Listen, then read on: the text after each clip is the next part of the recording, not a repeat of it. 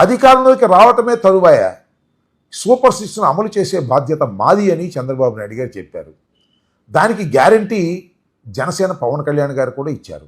కానీ ఇక్కడ గమనించాల్సిన అంశం ఏంటంటే, కలిసి పోటీ చేసినటువంటి భారతీయ జనతా పార్టీ మాత్రం దీనికి మేము హామీ ఇవ్వలేమని నైస్గా తప్పుకున్నారు. అంటే వారికి రాబోయేది వారికి తెలుసేమోననేటువంటి ఒక సందేహం.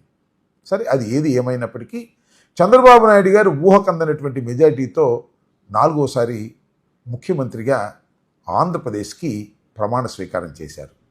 ఇప్పటికి 8 మాసాలు పరిపాలన పూర్తయింది. ఇచ్చిన హామీలను ఏమైనా నెరవేర్చారు అంటే 1% కూడా హామీలు నెరవేర్చినటువంటి పరిస్థితి.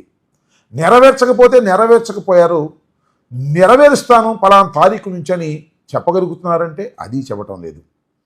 ఏం చెప్తున్నారంటే సుమారుగా ఆర్థిక పరిస్థితి బాగోలేదు కాబట్టి మేము ఇంకా ఈ హామీలను నెరవేర్చేటటువంటి ప్రశ్న ఉద్భవించదు అనేటువంటి మాట చెప్పే ప్రయత్నం చేస్తున్నారు. నిన్ననే నీతి ఆయోగ్ రిపోర్టు మీద ఒక సుదీర్ఘమైనటువంటి ఉపన్యాసం చేశారు. ఆ ఉపన్యాసంలో చంద్రబాబు నాయుడు గారు సుమారుగా చెప్పేశారు, రాష్ట్ర ఆర్థిక పరిస్థితి బాగోలేదు, రాష్ట్ర ఆర్థిక పరిస్థితి బాగోపోవడానికి కారణం చంద్రబాబు నాయుడు గారి కన్నా ముందు పరిపాలించినటువంటి జగన్మోహన్ రెడ్డి గారు.